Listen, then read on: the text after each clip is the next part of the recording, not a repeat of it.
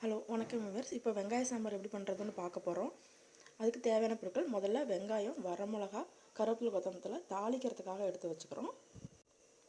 அப்புறம் துண்டு துண்டு நறுக்கிய வெங்காயம், தக்காளி, இது வேகிற பருப்போடு நம்ம சேர்த்து வேக வைக்க போகிறோம். காரத்துக்கு தேவையாங்கிற மிளகாப்பொடி, உப்பு, புளி ஒரு பெரிய நெல்லிக்காய்ச்சோடு எடுத்துக்கணும். பருப்பு வெந்துக்கிட்டு இருக்கு.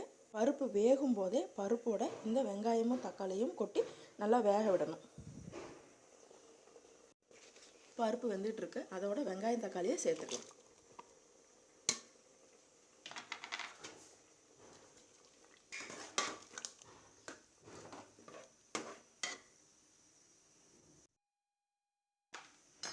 நல்லா பருப்பு வேகிற வரைக்கும் வெந்துக்கிட்டு இருக்கட்டும்.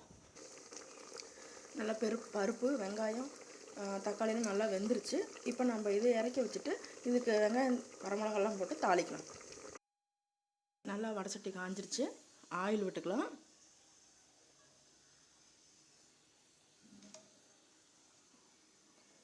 எண்ணெய் காயிட்டோன்னு கடுகு கடலப்பருப்பு போட்டுக்கலாம்.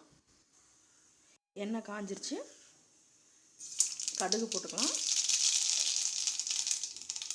கடுகு பொரிஞ்சாலும் நம்ம அரிஞ்சு வச்சுருக்கிற வெங்காயம், வரமிளகா, கருவேப்பிலை, கொத்தமல்லி போட்டு நல்லா தாளிச்சுக்கலாம்.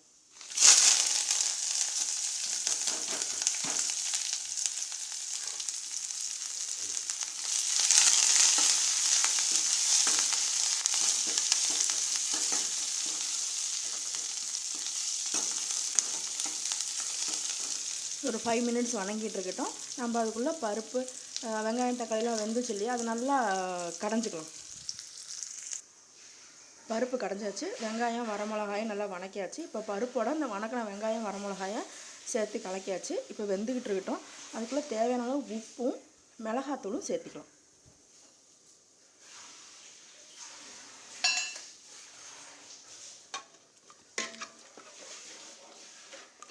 நல்லா கலக்கிக்கலாம். இது ஒரு 5 மினிட்ஸ் வெந்துக்கிட்டு இருக்கட்டும். நம்ம புளியை கரைச்சிட்டு ஊற்றிக்கலாம். காய் எதுவும் இல்லைங்கிறதுனால புளியை உடனே நம்ம ஊற்றி கொதிக்க வச்சிடலாம். காய் போட்டால் தான் காய் வேகிற வரைக்கும் புளி ஊற்றக்கூடாது. அதனால் இப்போ புளி ஊற்றிடலாம். சாம்பார் வெந்துக்கிட்டு இருக்கும்போது நம்ம புளியை ஊற்றிக்கலாம்.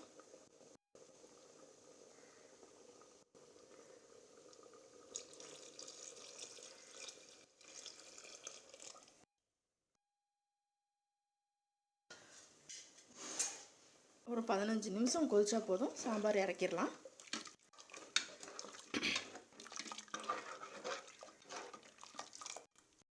காய் எதுவும் இல்லைன்னா அவசரத்துக்கு இந்த சாம்பார் வச்சுக்கலாம். சீக்கிரமாகவும் ப்ரிப்பேர் பண்ணிக்கலாம். இப்போ நம்மளுக்கு சூடான வெங்காய சாம்பார் ரெடி ஆயிடுச்சு. Thank you viewers.